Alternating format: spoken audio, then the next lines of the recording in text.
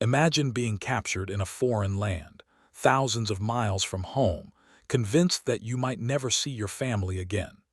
Imagine believing that the enemy who now holds you prisoner will treat you with the same cruelty your own leaders taught you to expect. Now, imagine discovering that everything you were told was a lie. This is the astonishing true story of German prisoners of war who found themselves in Allied captivity during World War II and experienced something so unexpected, so contrary to everything they had been promised, that it shook the very foundation of their beliefs. When German soldiers surrendered to British and American forces, they prepared themselves for the worst. They had been told stories of Allied brutality, of torture and starvation, of camps where prisoners disappeared and families never heard from their loved ones again. But what they discovered instead was something that left them speechless and confused. They were given pencils and paper. They were told they could write letters home, not just one letter, not a carefully monitored note once a month. They could write unlimited letters to their families back in Germany, as many as they wanted, whenever they wanted. For men who had been raised under a regime that controlled every aspect of information, every word spoken or written, this freedom was incomprehensible. This is the story of how a simple act of humanity became one of the most powerful psychological weapons of the war, and how unlimited letters home transformed not just individual prisoners, but helped reshape an entire generation's understanding of freedom, democracy, and human dignity. To understand the shock these German prisoners experienced, we must first understand the world they came from and the system that shaped their minds from childhood. These were not simply soldiers who had been fighting a war. These were men who had grown up in Nazi Germany, where every letter, every telephone call, every conversation could be monitored by the state. From the moment Hitler rose to power in 1933, the Nazi regime had worked systematically to control all forms of communication within Germany.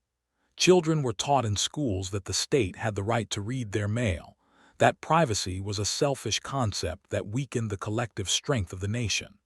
The Gestapo, the secret police, maintained vast networks of informants who reported on anything suspicious, including the contents of private letters. Families learned to write in careful, coded language, never expressing true feelings or doubts about the regime because they never knew who might be reading their words. Young German men grew up in this atmosphere of constant surveillance and control.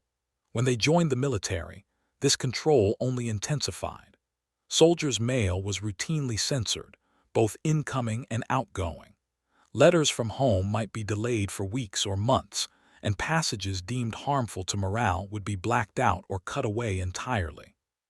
Soldiers learned quickly that expressing homesickness, doubt, or fear in their letters could result in discipline or worse. The military mail system was designed not to connect soldiers with their families, but to maintain control and prevent any information that might weaken fighting spirit. Officers read letters before they were sent, and soldiers knew that anything they wrote could be used against them. This created a culture where even communication with loved ones became performative and false, where real feelings had to be hidden behind patriotic phrases and empty assurances. The propaganda machine had also prepared these soldiers for what to expect if they were captured. Throughout the war, Nazi propaganda painted horrific pictures of Allied prison camps. Soldiers were told that the British would torture them for information, that the Americans would let them starve, that Soviet forces would execute them on sight. These were not just casual warnings, but systematic indoctrination designed to make soldiers fight to the death rather than surrender. Propaganda films showed supposed footage of Allied atrocities. Newspapers printed fabricated stories of prisoners being worked to death or murdered. The message was clear and constant. Capture meant a fate worse than death. For many German soldiers, especially those who had never questioned the regime, these warnings were accepted as absolute truth. They had no reason to doubt them because they had never been exposed to information that contradicted the Nazi worldview.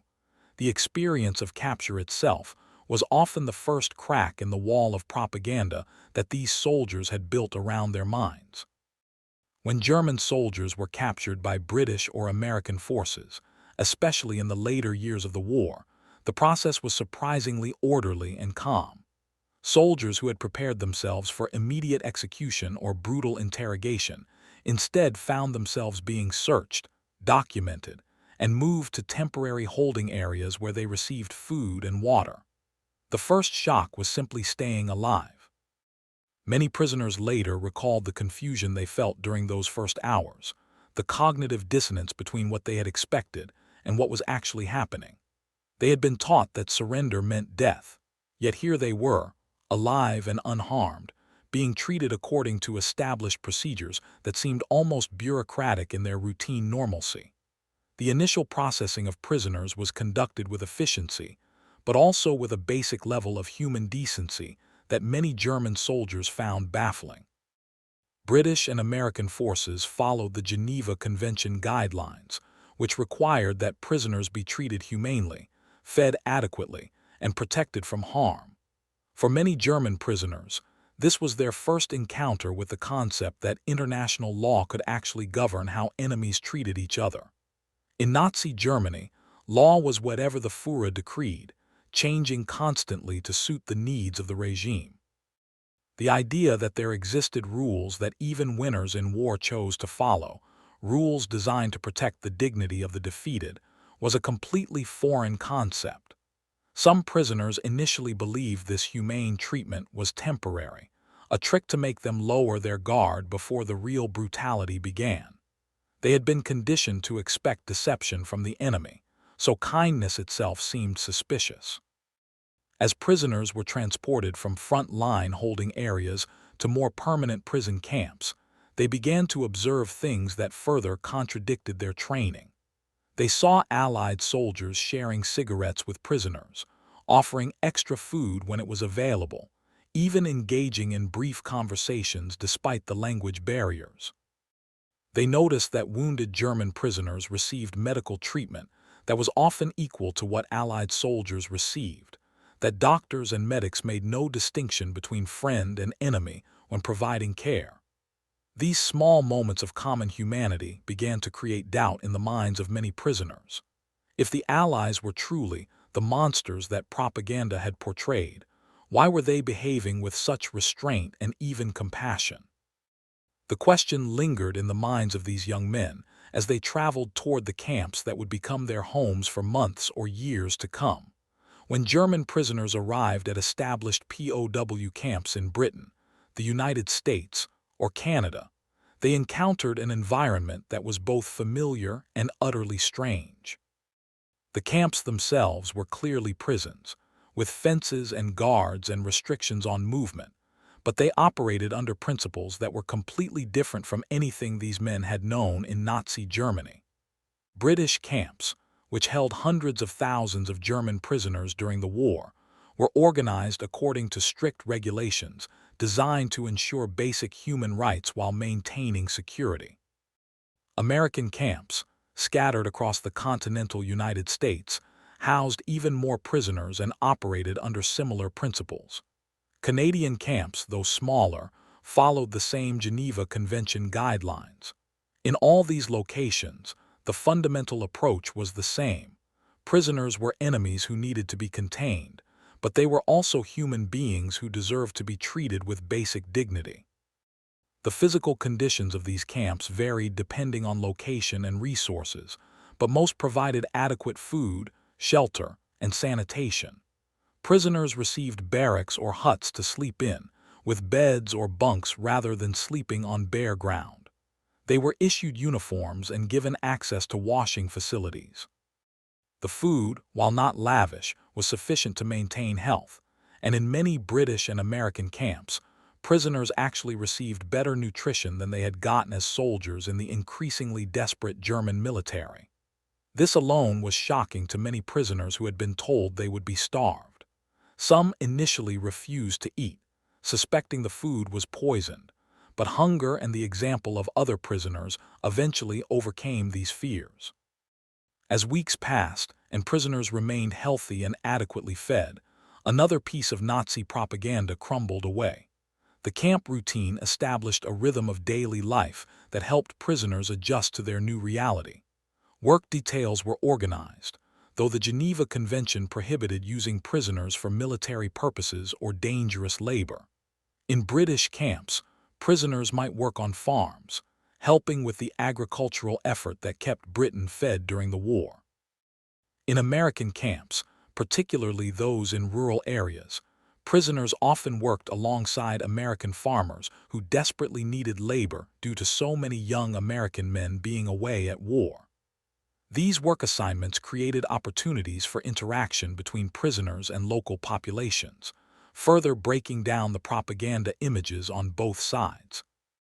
German prisoners who had been taught that Americans and British were subhuman found themselves working beside farmers who treated them fairly, shared lunch, and sometimes even expressed sympathy for their situation. These daily human interactions did more to undermine Nazi ideology than any formal re-education program could have achieved. It was in this environment that German prisoners made the discovery that would shock them more than any other aspect of their captivity. They were allowed to write letters home without meaningful restriction. Camp administrators established post offices within the camps and distributed writing materials freely. Prisoners were informed, in many cases through interpreters or printed notices in German, that they could write to their families, and that these letters would be sent through the International Red Cross to ensure they reached Germany. The initial announcement of this policy was met with skepticism and disbelief.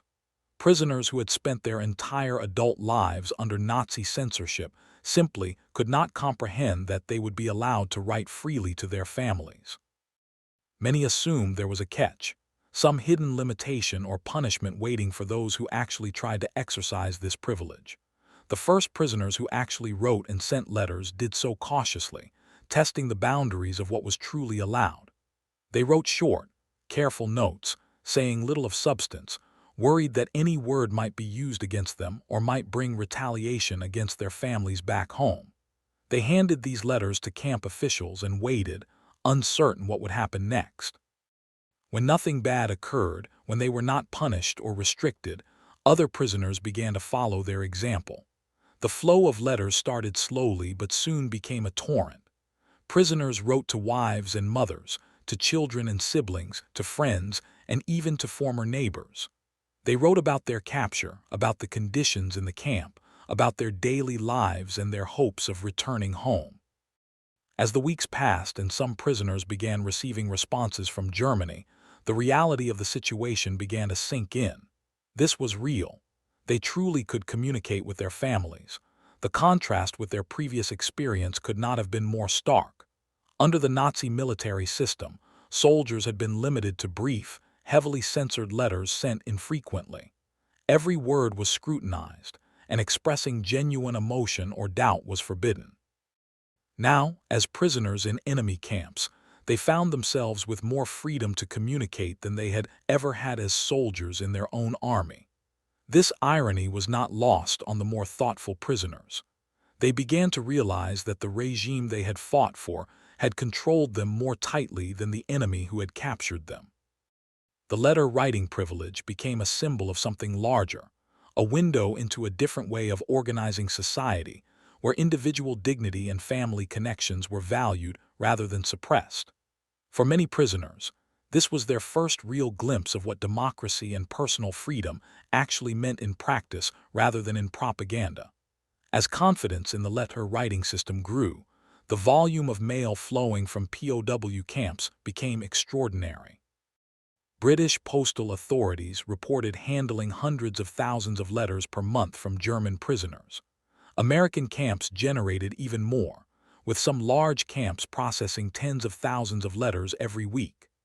The International Red Cross, which facilitated much of this mail through neutral countries, established special offices just to handle the massive flow of correspondence between prisoners and their families in Germany. This was an administrative challenge of immense proportions, requiring staff, transportation, and coordination across war-torn Europe, but the Allied authorities considered it important enough to maintain despite the difficulties. They understood that allowing prisoners to maintain family connections served multiple purposes. It was humane. It complied with international law. It helped maintain morale and order within the camps, and it undermined Nazi propaganda about Allied brutality. The prisoners themselves embraced this freedom with an enthusiasm that sometimes surprised the camp authorities. Men who had rarely written more than brief notes before the war now became prolific correspondents, writing multiple letters per week. They described every detail of their daily lives, shared their thoughts and feelings with a candor that had been impossible under the Nazi system, and asked countless questions about family members and life back home.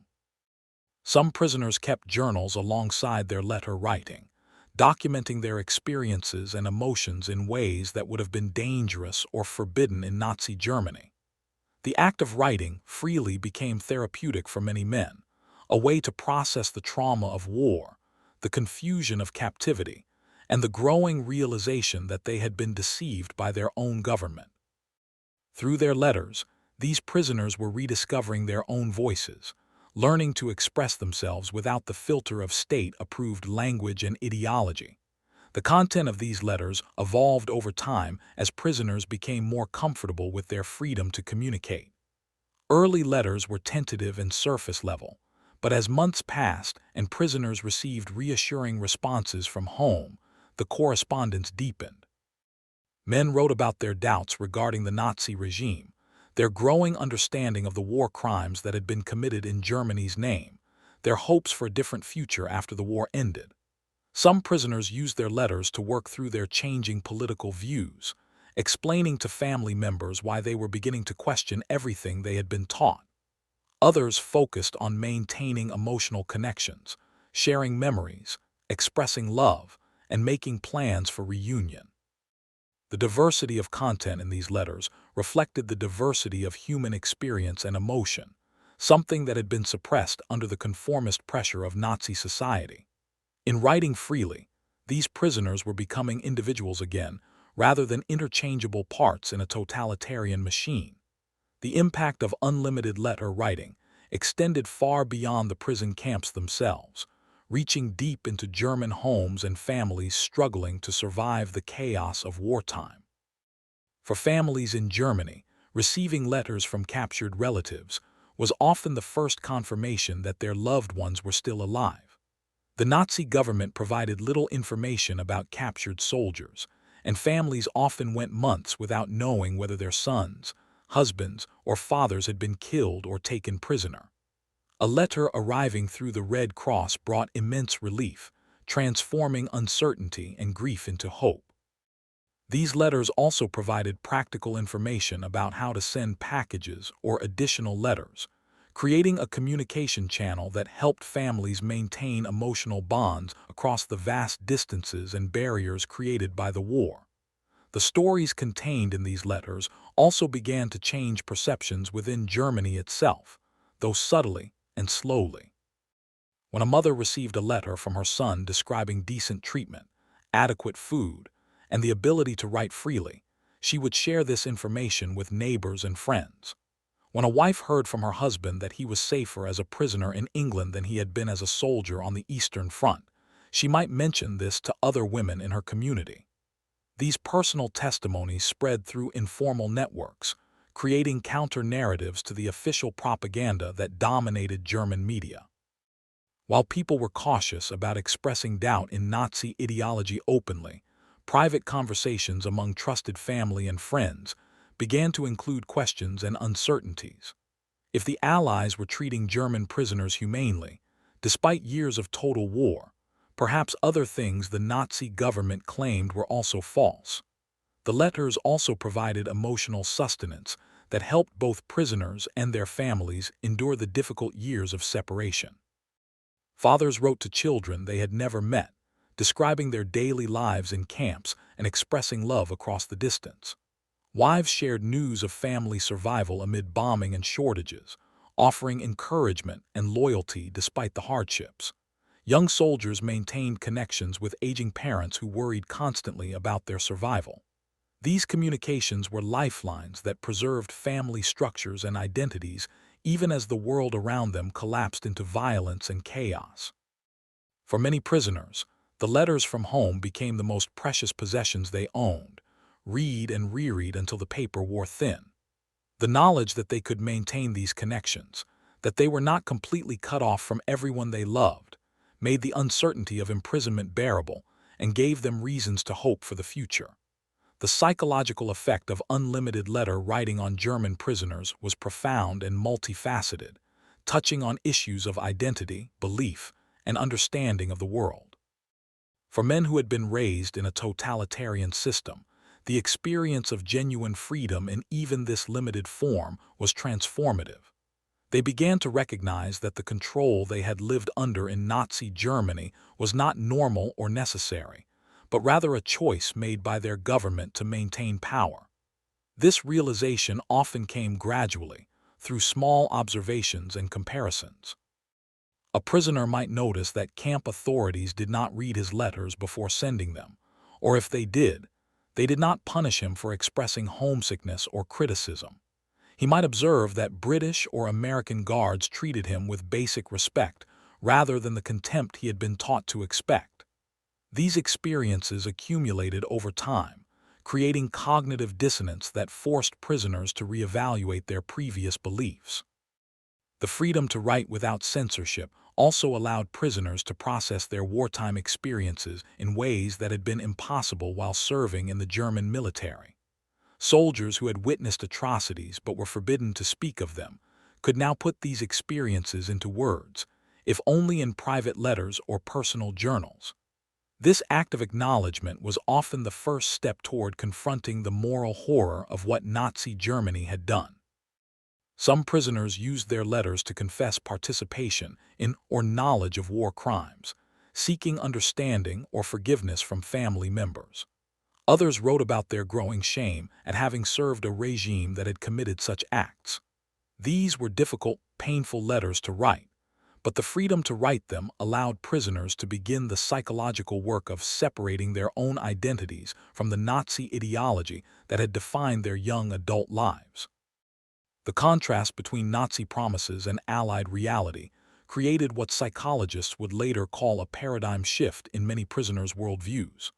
They had been taught that Nazi Germany represented the pinnacle of civilization and that its enemies were barbaric and inferior. The evidence before their eyes contradicted this teaching at every turn. Prisoners observed that democratic societies could organize massive, effective military campaigns while still maintaining humanitarian standards. They saw that individual rights and freedoms could coexist with social order and national strength. They experienced firsthand that treating people with dignity did not require constant surveillance and punishment. For some prisoners, these realizations came quickly and completely, leading to genuine ideological transformation.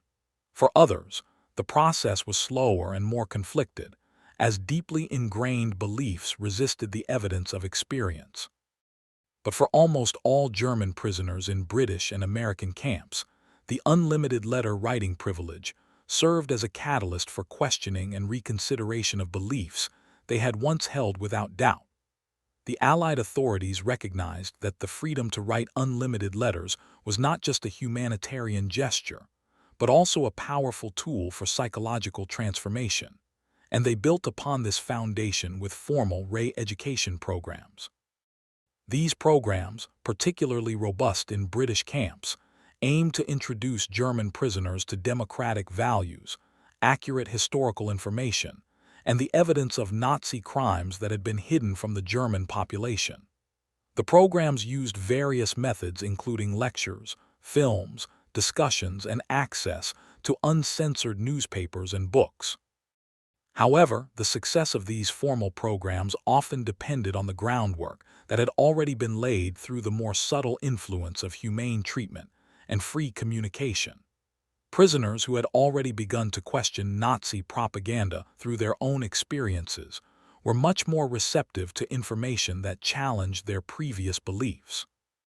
British re-education efforts were particularly systematic and sophisticated, reflecting a long-term strategy to prepare German prisoners to return home and help build a democratic Germany after the war. Camps were classified according to the political attitudes of the prisoners they held, with committed Nazis separated from prisoners who showed openness to democratic ideas. The latter group received intensive education about democratic governance, free press, individual rights, and the rule of law. They studied the history of democracy in Germany before Hitler and learned about how democratic societies functioned in Britain and America. They watched films documenting Nazi concentration camps and other atrocities, evidence that many found shocking and initially refused to believe. The freedom to write letters played an important role in this process, because prisoners could correspond with family members in Germany to verify information or discuss what they were learning. When a prisoner saw film footage of concentration camps and then wrote home to ask if such places really existed, and his mother wrote back confirming rumors she had heard, the reality of Nazi crimes became harder to deny. American re-education programs took a somewhat different approach, but with similar goals. In camps across the United States, German prisoners were exposed to American culture, democratic institutions, and the prosperity of a free society. Some prisoners worked in American communities where they could observe daily life firsthand. They saw that Americans were not starving or suffering under democracy, contrary to Nazi propaganda claims. They observed that Americans could criticize their government without being arrested, that newspapers printed diverse opinions, that people practiced different religions freely. These observations were particularly powerful because they were unmediated by official instruction. A prisoner working on a farm in Iowa or Texas saw with his own eyes how American democracy functioned at the local level.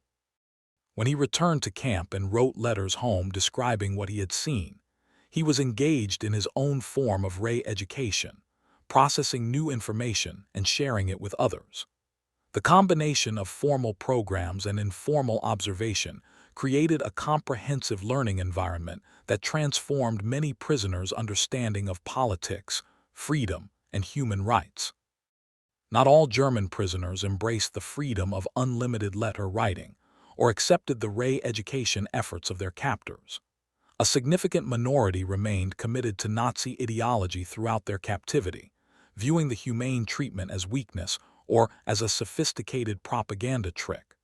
These hardcore Nazis often held positions of informal authority within camps, intimidating other prisoners who showed signs of changing their views. They would monitor who attended re-education lectures, who read democratic newspapers, who wrote letters that seemed too friendly toward the Allies. In some camps, particularly in the early war years, these Nazi loyalists created an atmosphere of fear and conformity that replicated the surveillance state they had left behind. Prisoners who wanted to write freely to their families sometimes faced threats or violence from other prisoners who saw such openness as betrayal. The Allied authorities struggled with how to handle these committed Nazis within the prison population. Separating them into special camps helped protect prisoners who wanted to engage with democratic ideas, but it also created concentrations of hardened ideologues who reinforced each other's beliefs. In these Nazi-dominated camps, the privilege of unlimited letter writing was sometimes turned into a propaganda tool. Hardcore Nazis would encourage prisoners to write letters home praising the camp conditions, but attributing them to German strength rather than Allied humanity. Or they would organize mass letter writing campaigns designed to spread false information or boost Nazi morale. The Allied censors who monitored mail for security purposes observed these patterns and worked to counter them. But the commitment to allowing relatively free correspondence meant they could not simply stop all letters from Nazi prisoners. Over time, as the war situation deteriorated for Germany, and especially after the war ended with complete German defeat, the influence of hardcore Nazis within the camps diminished. The reality of Germany's total collapse, the occupation of the homeland by Allied forces, and the mounting evidence of Nazi atrocities made it increasingly difficult to maintain faith in the ideology. Some committed Nazis gradually moderated their views, while others simply became quiet, recognizing that they were on the losing side of history. The freedom to write letters played a role even in this process, as prisoners received correspondence from Germany describing the devastation, the evidence of crimes being revealed, and the beginning of reconstruction under Allied supervision. Family members who had once been Nazi supporters wrote letters expressing disillusionment or shame. These personal testimonies from trusted loved ones often succeeded in changing minds where official re-education programs had failed. By the time large-scale repatriation began in the late 1940s, even many former Nazi loyalists had been forced to reconsider their beliefs, though some would never fully abandon the ideology that had defined their youth. The period surrounding Germany's surrender in May 1945 brought a new dimension to the letter-writing experience for prisoners of war.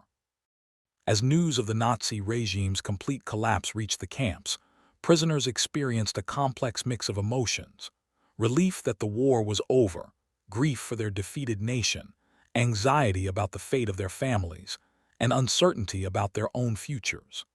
The letter-writing privilege became even more crucial during this period, as prisoners desperately sought information about whether their homes still stood, whether their relatives had survived, and what was happening in occupied Germany.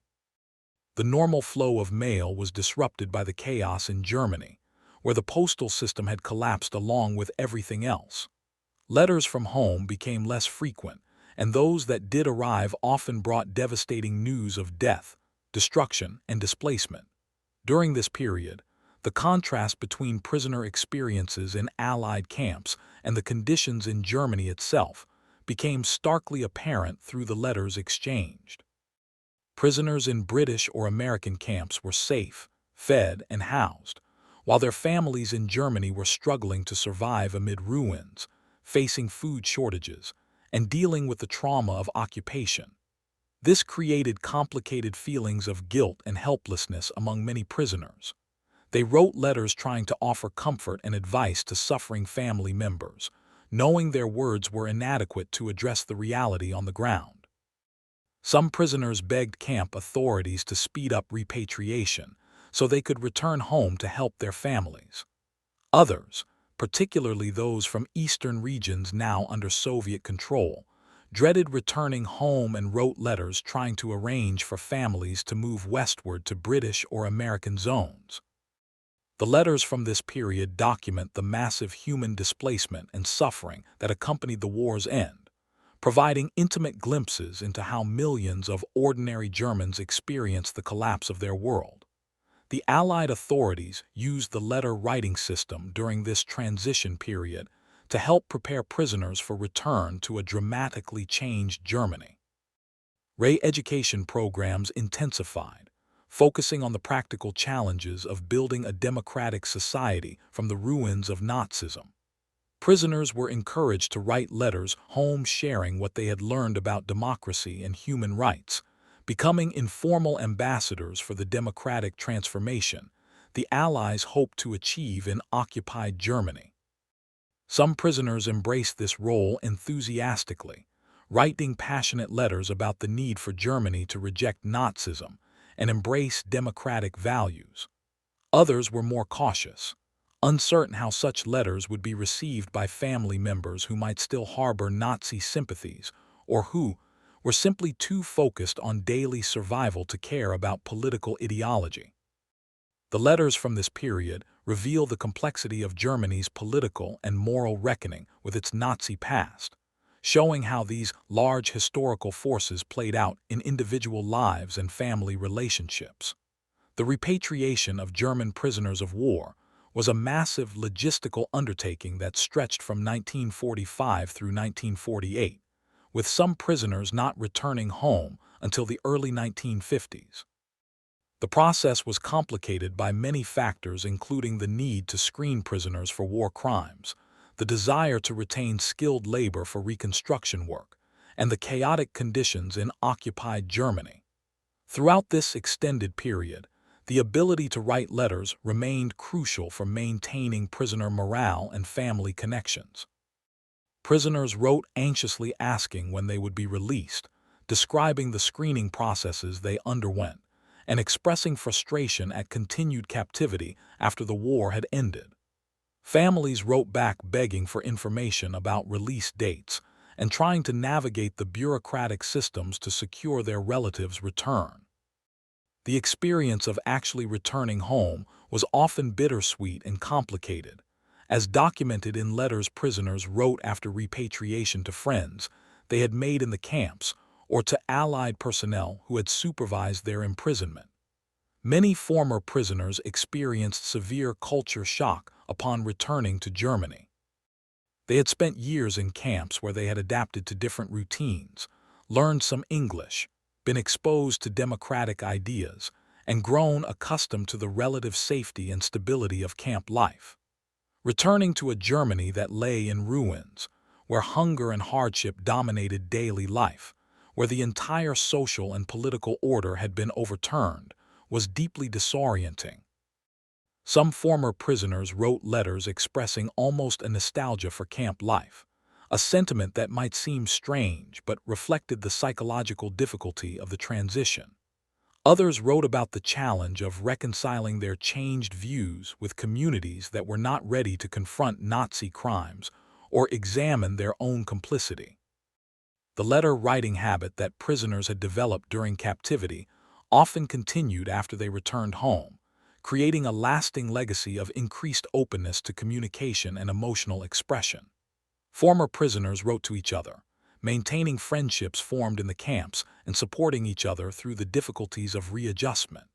Some maintained correspondence with British or American personnel they had known during imprisonment, relationships that would have been unthinkable before the war.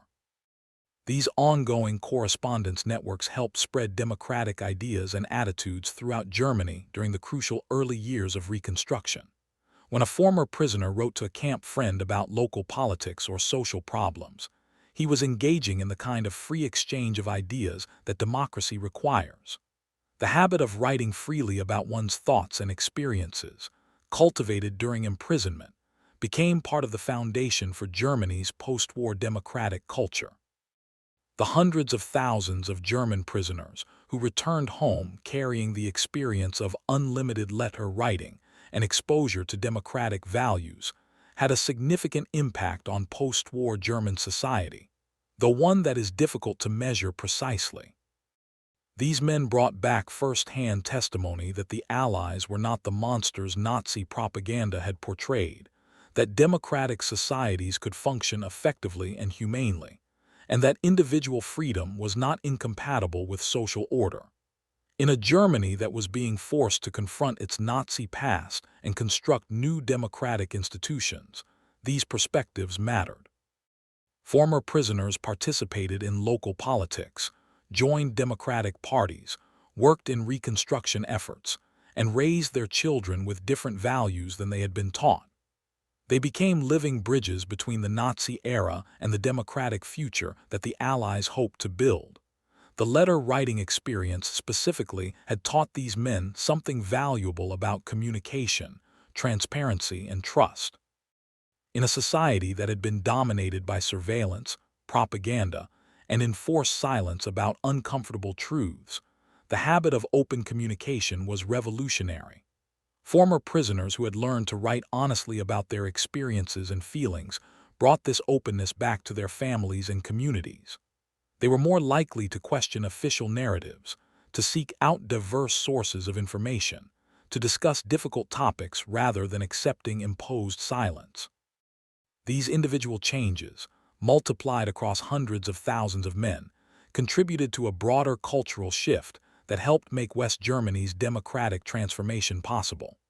The contrast was stark with East Germany, which fell under Soviet control, and where many returning prisoners faced renewed surveillance and political repression, demonstrating how different approaches to prisoner treatment and return could yield very different social outcomes. The psychological and cultural impact extended to family structures and child-rearing practices as well. Men who had learned to express emotions through letters often maintained more open communication with their families than had been typical in authoritarian pre-war German culture. They raised children with different expectations about privacy, individual rights, and the relationship between citizens and government. The generation of Germans born in the late 1940s and 1950s, many of them children of former prisoners of war, grew up in families where there was often at least one parent who had directly experienced the contrast between totalitarianism and democracy. This intergenerational transmission of values and experiences helped cement democratic culture in West Germany, even though the full implications would not become apparent for decades. The experience of German prisoners in Allied camps who enjoyed unlimited letter-writing privileges stood in stark contrast to the experiences of Allied prisoners held by Germany, and especially to the horrific fate of Soviet prisoners of war. German treatment of Allied prisoners varied depending on nationality and race, with British and American prisoners generally treated according to Geneva Convention standards, while Soviet prisoners faced systematic starvation and murder.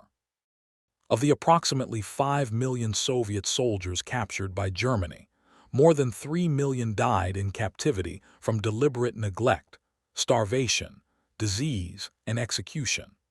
The contrast between this genocidal treatment and the humane policies of Allied camps illustrated the fundamental difference between Nazi ideology and democratic values. German prisoners who learned about how their own country had treated enemy prisoners often experienced this as one of the most shameful revelations of their captivity. The ability to write letters freely was particularly significant when compared to the experience of Allied prisoners in German camps. While German authorities did allow some mail for British and American prisoners, it was heavily censored, delayed, and often limited in frequency. Letters to and from Soviet prisoners were almost non-existent, as the Nazi regime considered Soviets as subhuman and unworthy of humanitarian consideration. The fact that Allied authorities granted German prisoners more freedom to communicate with families than the German military had granted its own soldiers was not lost on thoughtful prisoners. This disparity provided concrete evidence of the moral superiority of democratic systems over Nazi totalitarianism. When German prisoners wrote home describing their ability to send unlimited letters, while they knew Allied prisoners in Germany faced severe restrictions, the hypocrisy of Nazi claims to civilization became undeniable. The post-war period revealed even more stark contrasts in prisoner experiences. While German prisoners in British and American camps were gradually repatriated between 1945 and 1948, German prisoners captured by the Soviet Union faced years of harsh labor in Soviet camps. Many did not return until the mid-1950s, and tens of thousands never returned at all, dying in Soviet captivity. For German families, this meant that the experience of having a relative captured by Western allies versus the Soviets was completely different. Those whose relatives had been captured by Britain or America generally had regular communication through letters and could expect eventual return. Those whose relatives had been captured by Soviets often had no information for years and lived with terrible uncertainty about whether their loved ones were alive. This difference in treatment had lasting effects on German attitudes toward East and West during the Cold War and helped cement West German alliance with Western democracies. The International Committee of the Red Cross played an indispensable role in facilitating the letter-writing system that so profoundly affected German prisoners of war. The Red Cross operated under principles of neutrality and humanitarian concern that transcended the war itself, working to ensure that all prisoners regardless of nationality received humane treatment and could maintain contact with their families.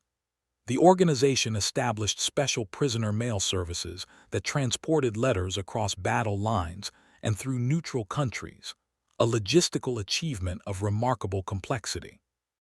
Red Cross representatives regularly inspected prison camps to ensure compliance with Geneva Convention standards and provided reports that helped hold both sides accountable for prisoner treatment.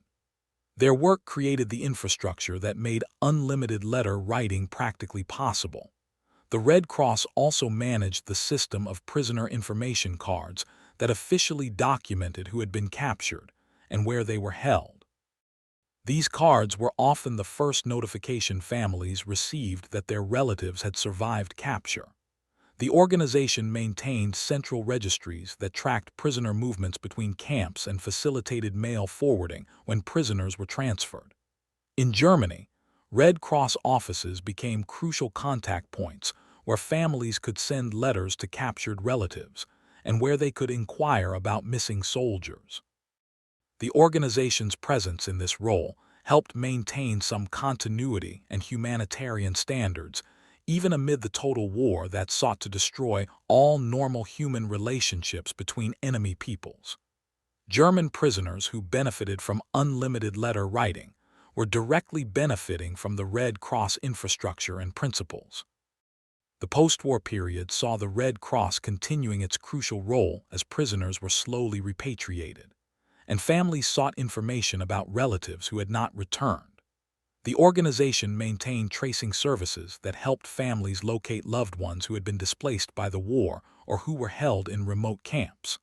The letters that flowed through Red Cross channels during and after the war created an archive of human experience that documented the war's impact at the most personal level. Many former prisoners expressed deep gratitude for the Red Cross role in maintaining their connection to family during captivity. The organization's work demonstrated that humanitarian principles could function even in the midst of total war, providing a model of international cooperation that would influence post-war institutions like the United Nations and later international humanitarian law. The power of the unlimited letter writing experience is perhaps best understood through the personal stories of individual prisoners whose lives were transformed by this unexpected freedom. One soldier from Bavaria had been captured in North Africa in 1943 and spent the remainder of the war in a camp in England. He later recalled that the ability to write freely to his mother was the first time he had been able to express his true feelings since joining the Hitler Youth as a child. Through his letters, he began to process years of suppressed doubt about Nazi ideology. His mother's responses, which grew more honest as she trusted that the letters were truly uncensored, revealed that she too had harbored doubts but had been too afraid to express them. Their correspondence during his captivity became a journey of mutual discovery and healing that continued after his return and shaped his participation in building democratic institutions in Bavaria. Another prisoner who had been a committed Nazi when captured in 1944 experienced a slower transformation. His first letters home were filled with propaganda phrases and expressions of continued loyalty to Hitler. Camp authorities did not censor or punish these letters, which itself confused him. Over months of captivity, as he observed the functioning of the camp and participated reluctantly in re-education programs, his letters gradually changed in tone. He began asking questions rather than making declarations. He wrote to his father about things he had learned that contradicted Nazi teaching, seeking the older man's opinion. His father's cautious responses suggested that the Nazi version of events had always been questionable to those who remembered pre-Nazi Germany. The ability to have this extended written conversation, impossible under Nazi rule, allowed both father and son to work through difficult political and moral questions together, ultimately leading the younger man to embrace democratic values. A third prisoner, a young soldier barely out of his teens when captured, used his letters to maintain a relationship with a girl he had met briefly before being sent to the front. Their courtship continued entirely through letters over more than 2 years, creating a relationship that would have been impossible without the unlimited letter writing privilege. Through their correspondence, she learned about his changing views and his experiences in the camp, while he learned about her survival of bombing raids and her work in the ruins of their hometown. When he was finally repatriated in 1947, they married within weeks. He later credited the letter-writing freedom with saving his sanity during captivity and giving him a reason to look toward the future rather than dwelling on the trauma of the past. Their marriage became part of the foundation for rebuilding German society, and they raised their children with the values of open communication and democratic citizenship that had emerged from his prisoner experience. The experience of German prisoners of war, and particularly the impact of unlimited letter writing, has been studied extensively by historians, psychologists, and sociologists seeking to understand the process of denazification and democratic transformation in Germany. Academic researchers have analyzed thousands of letters preserved in archives, finding in them evidence of psychological change, political transformation, and the gradual erosion of totalitarian ideology when confronted with democratic reality. These letters provide unique historical evidence because they were written in the moment, capturing genuine reactions and thoughts rather than retrospective accounts that might be shaped by later knowledge or social expectations. The correspondence between prisoners and families documents in intimate detail how ordinary Germans experienced the war's end and the beginning of occupation and reconstruction. Psychological studies of prisoner experiences have highlighted the role of cognitive dissonance in producing belief change. When strongly held beliefs about Allied brutality were contradicted by the reality of humane treatment and free communication, prisoners experienced psychological discomfort that could only be resolved by changing their beliefs. The research shows that the most effective attitude change came not from explicit re-education programs, but from the accumulation of small daily experiences that contradicted Nazi propaganda. The unlimited letter writing privilege was particularly powerful because it addressed fundamental human needs for family connection and self-expression, while simultaneously demonstrating democratic values in action. This research has influenced modern understanding of how to counter extremist ideologies and help individuals transition out of totalitarian belief systems. The historical legacy of the prisoner experience extends to contemporary debates about how democracies should treat captured enemies in modern conflicts. The relatively humane and ultimately successful approach taken with German prisoners during World War II is often cited as evidence that treating enemies with dignity can serve strategic goals while maintaining moral principles.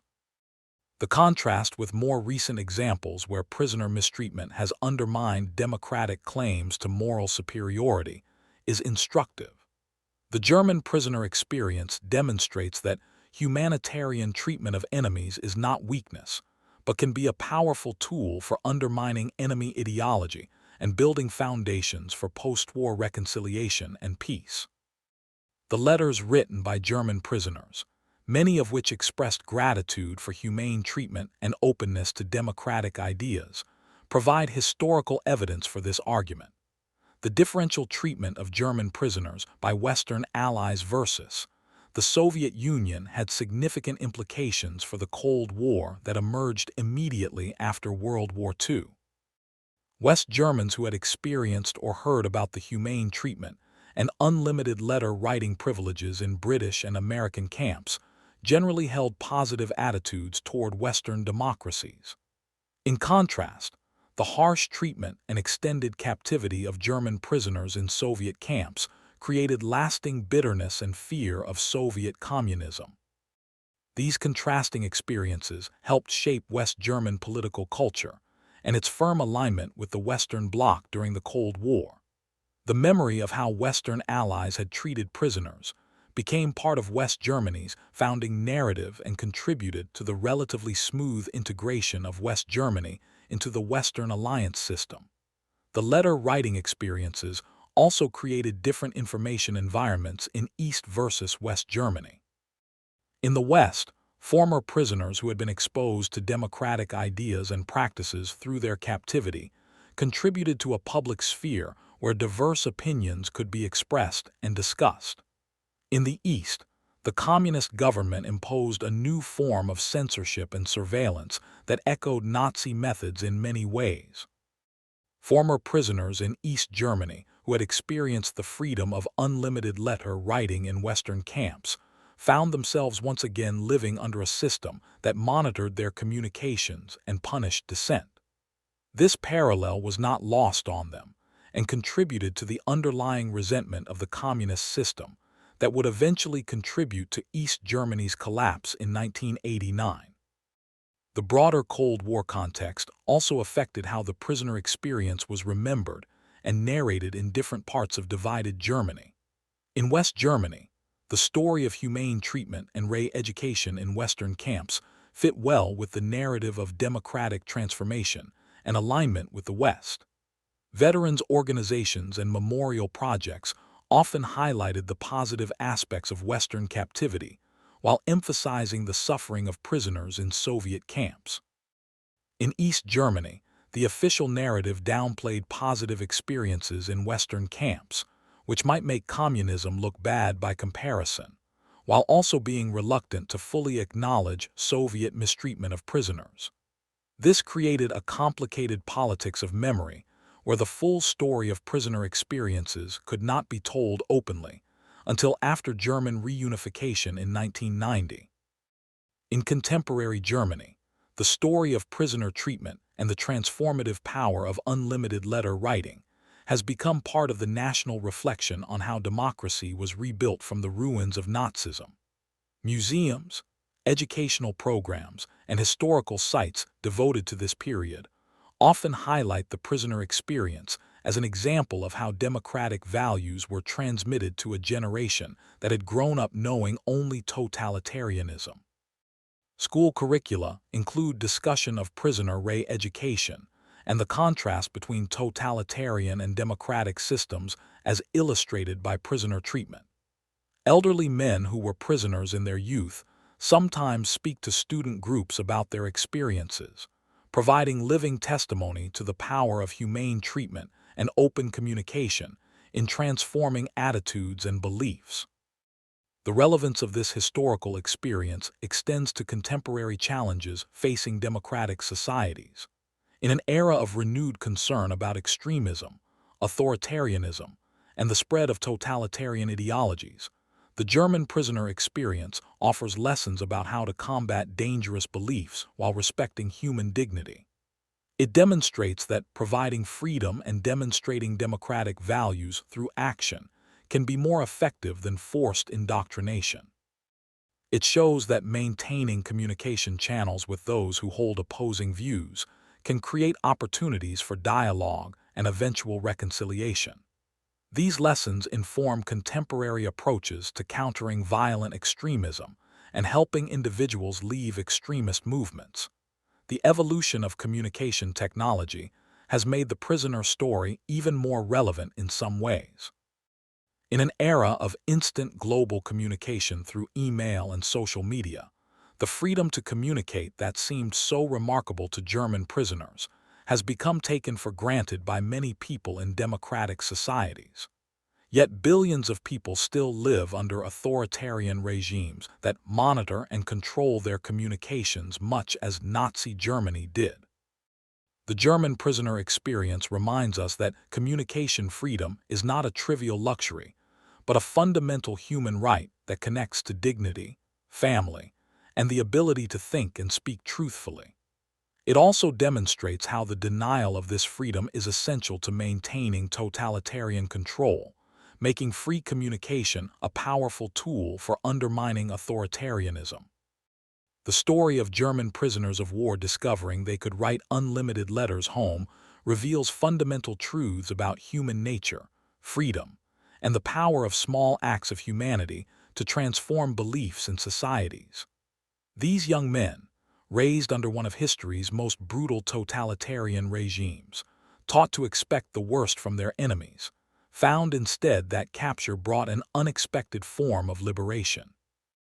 The simple act of being given paper and pen, and being told to write to their families as much as they wanted became a window into a different way of organizing society, and a catalyst for personal and political transformation that would shape post-war Germany.